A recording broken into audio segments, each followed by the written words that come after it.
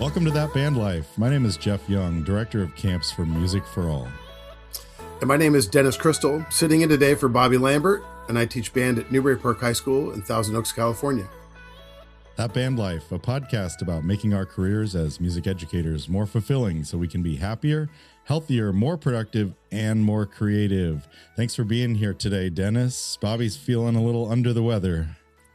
Well, I'm so honored that you called me to sit in today, so super excited. Long-time listener, first-time co-host. Yeah, I don't know that we've had too many co-hosts on the show, but you've been on the show before. I thought you'd bring that up. Yeah, we did the That Band Life late night. If you want to go back in the That Band Life archives and check that out, that was quite a few years ago, maybe 2019, right before the world shut down. So that's kind of literally nostalgic. Yeah.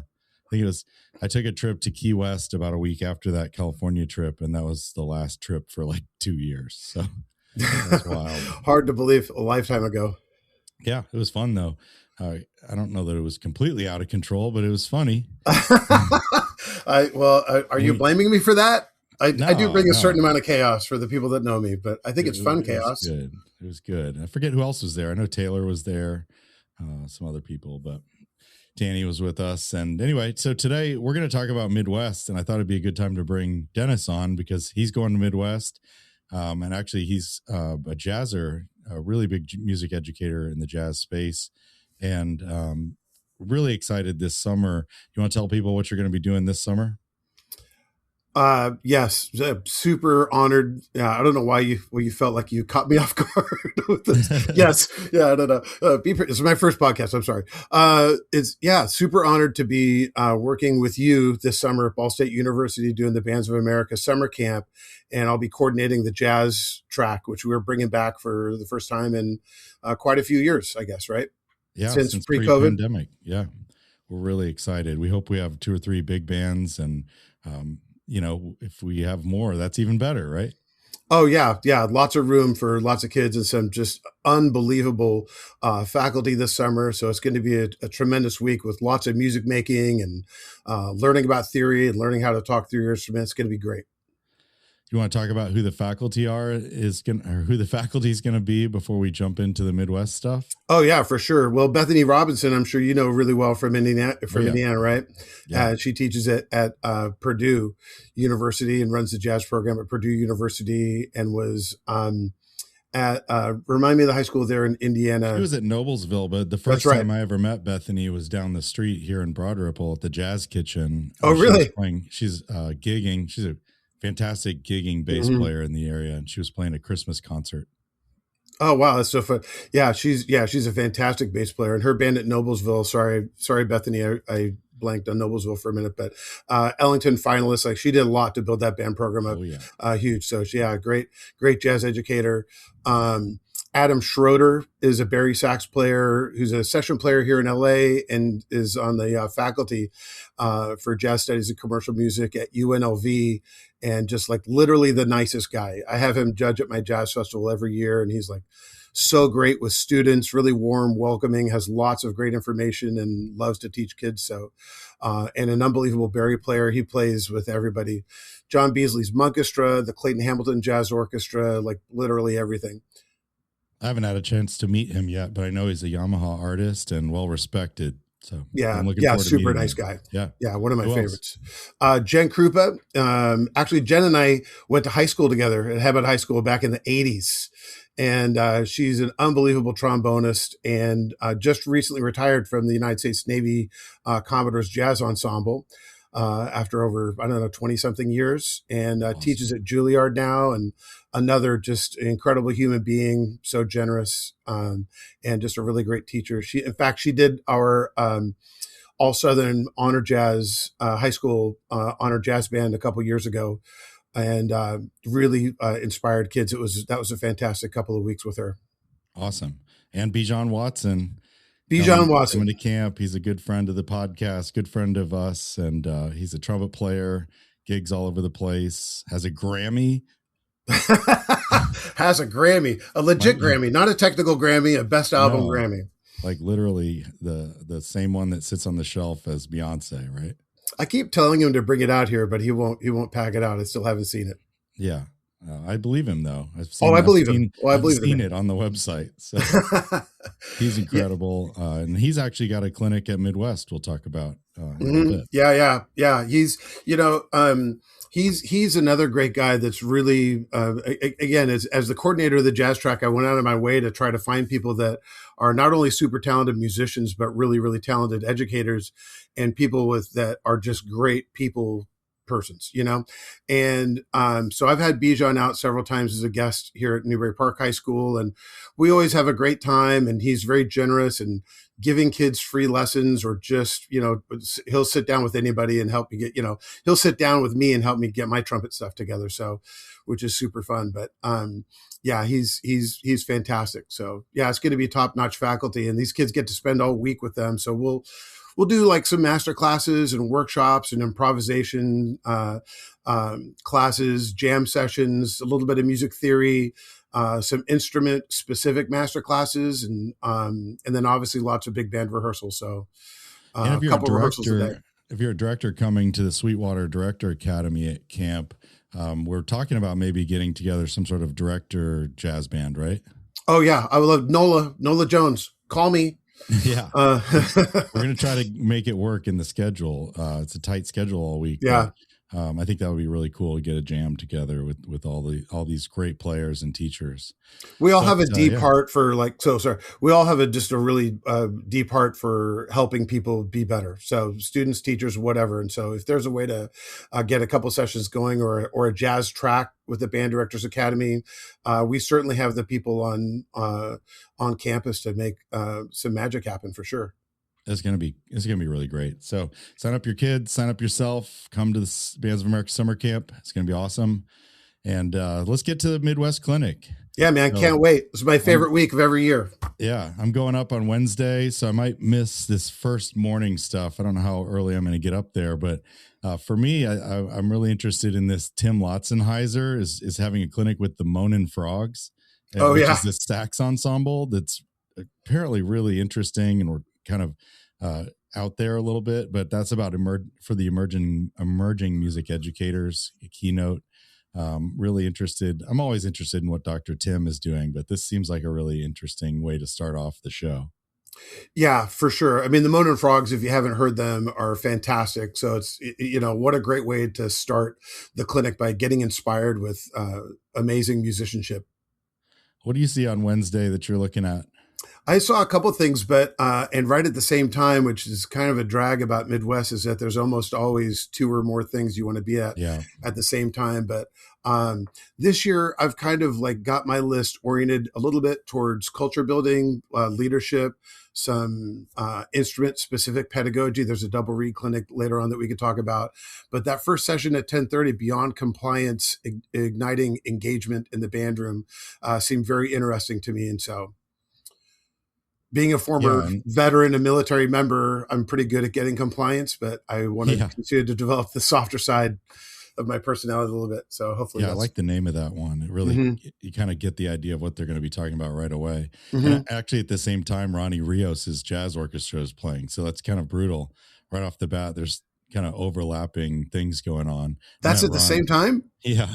I think it's at 10:45. 10:45, man. Yeah, I met Ronnie last summer at the Texas Bandmasters. Great dude. Wish them the best of luck playing then. A little bit later in the day, we got Alfred Watkins, who's on our camp faculty. He's doing a little chat room, so I get to kind of have a conversation with Alfred and see what makes him tick. He's an icon in the activity, and anything. He gave a clinic a couple of years ago at the summer Sweetwater Director Academy that was just had everyone in the room just speechless, tears in the eyes. Like, he just really is so powerful and so caring. I look forward to that one. It's kind of at the same time as a great wind ensemble, Forney. I think a lot of people are going to be lined up to watch that and listen to that. It's a really good high school band. The infamous Midwest lineup. You always know something is good is going to happen when people are standing next to Starbucks facing the wrong direction. Yeah, you got to make choices, but the worst choice is just to not go to anything. Oh, for sure. But there's just too much good stuff to go to. Noon, I noticed Beth Fabrizio is giving a clinic. I've worked with her a lot over the years, and she's a fantastic woodwind player. Um, Homestead High School Jazz Band, that's from Northern Indiana. And that's a Jason's group is really one probably to watch this week. There's a number of jazz things going on, but I definitely would check that one out. Yeah, so and so getting to a mix of performances and pedagogy sessions is a little bit of a challenge. And going back just a sec to Ronnie, um, so our good friend Tim Cox was starting a jazz education advocacy subcommittee, and so we had our first meeting just a couple weeks ago, and so that's where I met Ronnie. I hadn't known him previous to that, but I was looking forward to when we met a couple of days ago checking that out. But also, so there's and Homestead another. So getting to those performances is a great way just to get literature ideas and to get inspired, what's possible with high school kids, and kind of recalibrating, because we get stuck in our rooms and you hear what you hear every day, and it's nice to have the thermostat reset a little bit. Mm-hmm. One thing that I noticed too that seemed really good too was the day one steps for success with your beginning jazz band. In Southern California, we have a lot of teachers that are teaching jazz band that don't have a lot of experience. They didn't study jazz in college, or maybe never even played in a jazz band when they were in high school. And so all of these, there's lots of sessions, day one type sessions sprinkled out throughout the schedule. And so this day one step for success with your beginning jazz band, there's actually a two-parter. So with some really, really top-notch educators. So if you were in that vein for trying to get your jazz pedagogy chops up a little bit, that's a great place to start. I needed that in 2017 when I learned at the last minute Andy Cook was having hip surgery, and they're like, "Hey, you want to do the 4th jazz band at Carmel?" And I was like, "Yeah, I do." Yes, you do. I don't know what I'm doing, but I'll do it. And so I just had Andy pick out the music, and that helped a lot. But you could hear right notes, and you could hear right rhythms, and the rest we can teach you. I always say, like, that year that I taught jazz band, 7 a.m., and it was the best way to start the day. Just like that, or a workout for me, like something to like really get the heart pumping in the morning. It was really good. So it's it's jazz o'clock. My kids are standing outside the door. It's freezing cold. Well, as freezing cold as it could be in Southern California in December. It's like currently 85 right now, but standing outside waiting for me to unlock the door. Let's go, kids. It's jazz o'clock. And it's crazy, man. 15, 16, 17-year-old kids will come at 6:50 in the morning for an opportunity to play Duke Ellington and hassle me with, "Hey, can we do Solid Old Man?" And like, okay, we'll see. It's like, man, that's a great way to start the day. Yeah. Okay, 4:30 on Wednesday. A new CEO we just interviewed on the podcast last episode. He's got a clinic with Bob Morrison, who's on the board of directors for Music for All. A couple of people from Iowa and Idaho. That's a new approach to mentorship, working with alliances and making it sustainable. Really interesting ideas there. Definitely would check that out. It's at the same time as another Dr. Tim clinic. So drafting your I like this title: Draft Your Blueprint, Design, Refine, and Fortify a Career Built to Last. There's a lot in that.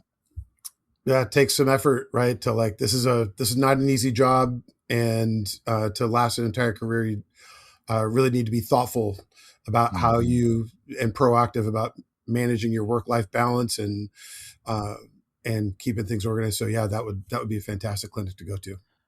You ever heard the term work-life mosaic? No. It's kind of the new way of saying work-life balance, because it kind of, balance implies you're either up or down, or like on or off. And the mosaic is like more like, how do you work your work life and your home life and your personal life all together as a mosaic? I think that's a cool way of putting that. Oh yeah. Yeah. That's beautiful. At the same time, I hate to keep harping on the jazz sessions, because I really do enjoy wind ensemble, and I've got some other goals I want to achieve, but I do want to take an opportunity to point out the big band drumming at first sight with Steve Fiddick. Steve is a great friend. He teaches drums at Temple University, among other places, Naptown Jazz Kids, and was for many years with the Army Band. I think the Army Blues. Just an unbelievable drummer, like such a great drummer and a really great guy. But I love Steve the most because he's such a great teacher. Like his pedagogy, his drum set pedagogy, teaching other people how to teach drums is so well thought out. And like, it's just, here's the steps. That would be and most band directors are not drummers, and teaching drum set in a jazz band setting is particularly challenging because it requires so much intuition, and even the best composers and arrangers have a hard time putting on the page what kids should be playing. And so learning how to do that, there's got to be a system, and there's a couple of great guys that do it. Steve is definitely one of them. So if you have the time and the opportunity, sorry, Dr. Weaver, but Steve Fiddick would be a great clinic to check out. It's all about choices next week and figuring out where you want to be. So Wednesday night, there's 2 U.S. Army Pershing Zone concerts. Obviously, those are going to be really well attended. Not by some people, though. Some of us, though, are going to be at Coco Pazzo Italian restaurant. We may have to miss the Pershing Zone. So just a little teaser here. We are having another giveaway. Have dinner with Jeff and Bobby. And actually, you and Bijan and who else are going to be there at the same time? Well, so me and Bijan for sure, and we'll see if Todd Stoll makes it or not. Yeah. So it's the place to be on Wednesday night, and it's our annual dynamic marching dinner. Last year, we opened it up to a gang of people from the podcast, and we decided to do it again. So all you have to do is email me, jeff@dynamicmarching.com. Let me know you're interested. I'll throw your name in a hat, and I'll let you know as soon as possible if you can join us. You definitely want to send that email. And if you haven't sent it already, you're making a big mistake. That's such a great, the first time I ever went to Coco Pazzo was with you, I don't know, about 10 years ago. Yeah. And man, the food is so good. So it's like on my must eat Chicago hit list every year. The food's incredible, but it's also just a really neat opportunity to talk shop with people you don't, you know, a lot of times I'll go to these clinics or out of town and I'll just hang out with the same people I hang out with all the time. And then this is an opportunity to really hear some different perspectives from different parts of the country, different, you know, this person's into jazz, that person's into concert, that person, new teacher. It was a really great conversation, really just fed my soul last year. And we're going to do that again. So Thursday morning, we're going to wake up bright and early for my homie Chris Griffith's session on harmonizing stress. So hopefully he'll give us some ideas on how to take the stress that's coming at us as in these careers and harmonize that in some way. So Chris is a band director at Clay Middle School here in Carmel, which is where both my sons went. Another thing that morning is another coworker of mine, Mike Pote, is doing a Yamaha Harmony Director session. That's a product showcase, but this is something that those are in a lot of band rooms, the Yamaha Harmony Director. And I would say at least half the people use it very minimally just because they don't understand what it's capable of or how to do it. And Mike tries to put that into perspective for somebody to be able to do on a daily basis. Yeah, Mike and Chris are like both like so thoughtful, so well thought out again in their pedagogy. And I was able to check out a couple of Mike's Harmony Director sessions last summer at the summer camp. And yeah, it was great, man. It's deep how he uses it and can really help a tremendous amount. Having the keyboard in front of you when you're teaching, being able to demonstrate, play things, not just take things in and out of just intonation, but lots of other functions too. So great tool. Speaking of Chris Griffa too, Chris and I both came out to clinic your band at the same time. And we ended up hiking at the Griffiths Observatory, playing a round of golf. Well, you guys played a round of golf. I just lost a bunch of balls.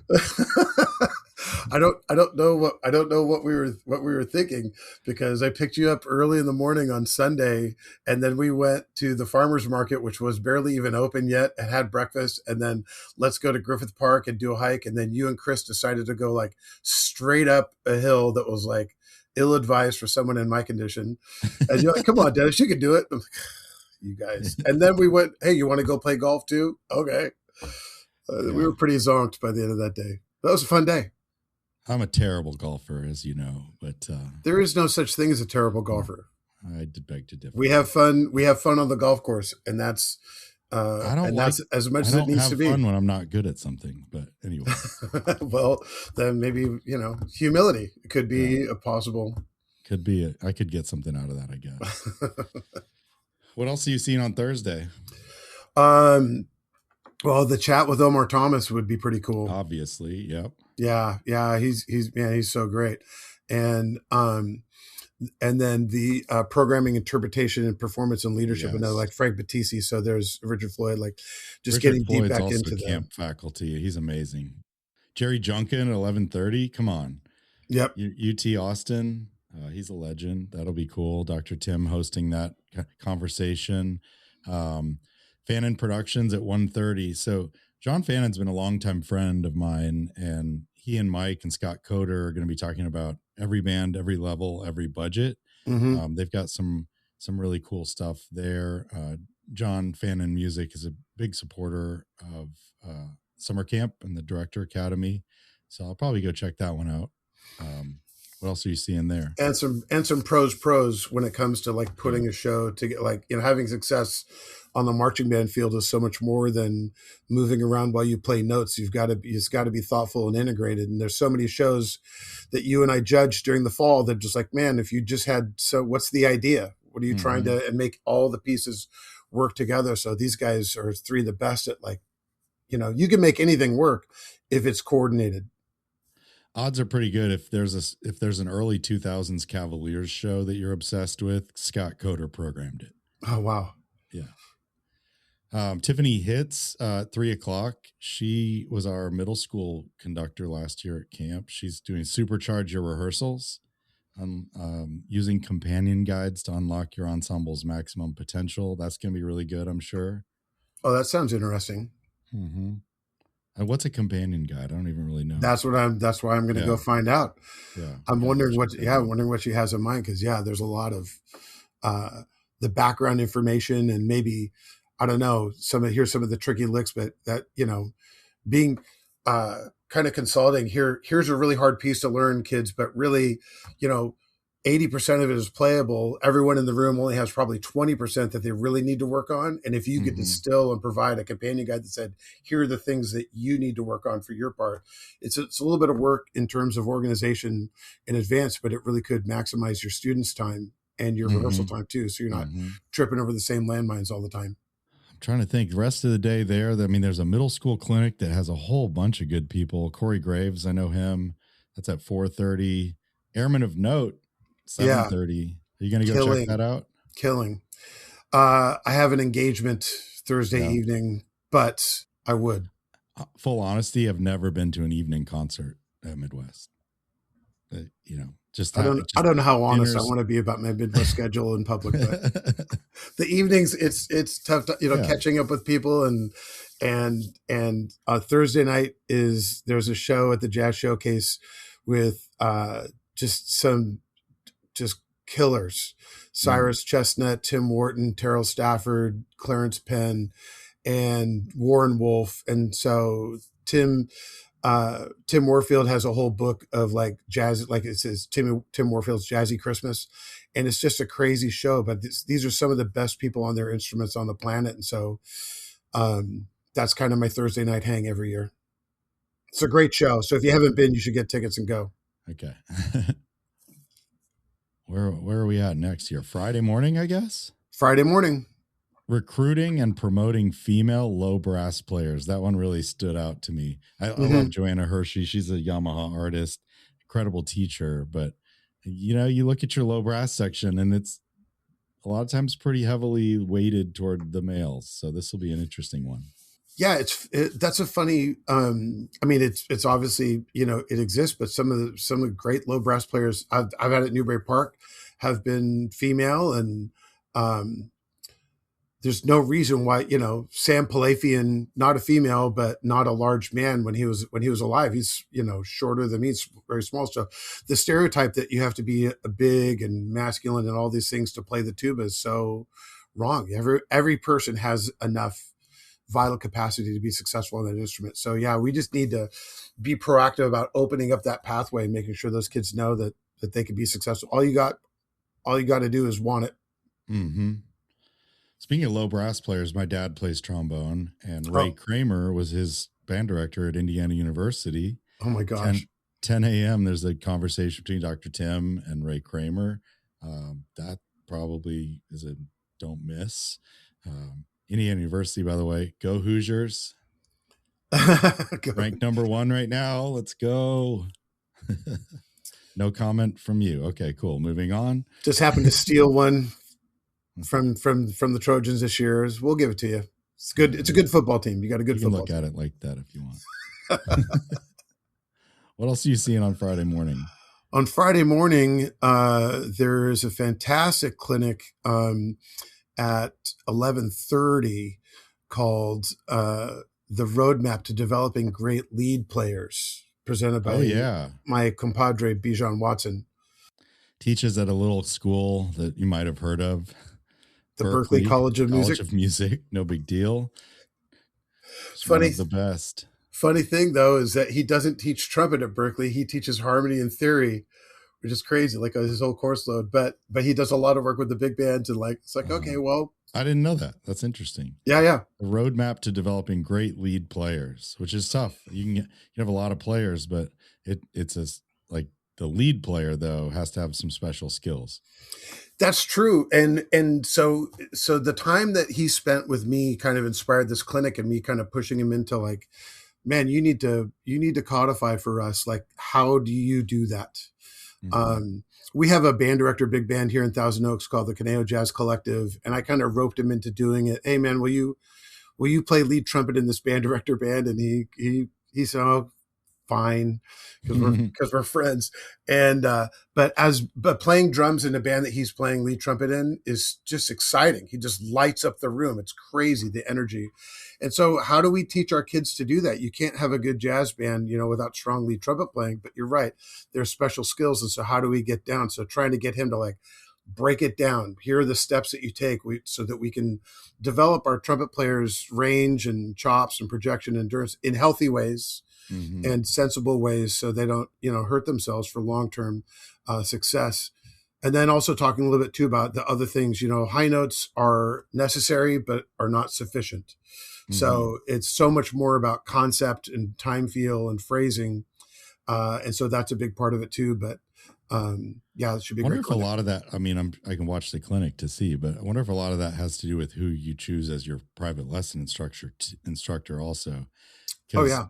My private lesson instructor, we did as much time on jazz as we did on concert and Clark's exercises and things. But my son Connor, his private lesson instructor, not so much. A little bit more focused on technique and in terms of the concert band. So I look at this 11:30 a.m. slot here. This is where I'm gonna have to make some choices for sure, because Caroline Hand used to be at Ball State University. I know her real well. She has a clinic with Eric from Baylor. Jennifer Witt is a clinician building skills for the music industry, careers beyond performance. Jennifer is at Sweetwater and huge partner of the summer camp. So I would like to check that out. But one of my longest friends, Brittany Morey, is also giving a clinic. Stop Squeaking, mastering woodwind pedagogy in the middle school and high school band. So that'll be another one. So lots going on at 11:30.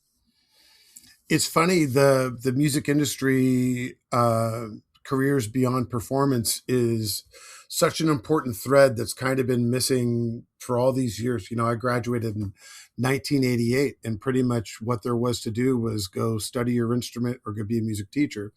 And so there's lots of students that still want to be involved with music. My son is a junior at Cal State Northridge in music industry studies and doesn't want to be a professional percussionist and doesn't want to be a band director, but loves music, loves playing, and wants to be involved. And so there's a lot of ways in the production side, recording arts, or live event, or actually producing events and publishing and all that stuff, and the instrument manufacturers and stuff like that. And so we were just talking the other day, man, I love playing, but I know that's not what I want to do, and trying to sort it out. So I wish he were going with me. I would send him to that clinic and put him in touch. That's a great. A lot of friends work at Yamaha, and it's a great career. You know, they provide for their families really well, and still doing what you love and still connected to the business. It's great. Yeah, I mean, think of the number of booths that are in the expo hall at Midwest. Every Oh one my of those gosh. booths has someone working it that's probably not a music teacher. Mm-hmm. They're in the career that's adjacent, but they're not teaching or performing on a daily basis. You know, everybody who works for Music for All, same thing. You know, it's there's lots of opportunities out there, and you should check that out. I mean, you must really love your job being able to be. I mean, you're going to DCI finals, your BOA finals, your camp. You're still connected in so many ways with, you know, some of the best people that are doing it here in the country. It's got to be awesome. It's the best. I mean, I chose to be a science teacher who teaches marching band a long time ago, and so pretty much my whole career, I've had a career that is different than performing or full-time music educator. Uh-huh. But now that I work for Music for All, and I still get to teach and judge and do some other things, but it's been a very, very, very good career path for me, and also being an entrepreneur with dynamic marching, and it's been awesome. 12:15, Susan Smith. She's giving some new band reading music sessions. And then the Mona and Frogs, which we talked about earlier. 1:30, Will Kuhn is with Technology and Music Education. He teaches our music production boot camp at camp. And so postmodern band, directing an electronic music group. That's something that some people probably should check out. Just an Yeah. alternative to, what's going on in the music classroom. What else are you seeing? When you had Dr. Weaver on an episode or two ago, and he made the point of saying that Music for All really should mean all. And so what are all the ways I've felt this too, like this, the value of music is, learning an instrument, the social emotional benefits of learning to play an instrument, the discipline that goes with it, and all those things.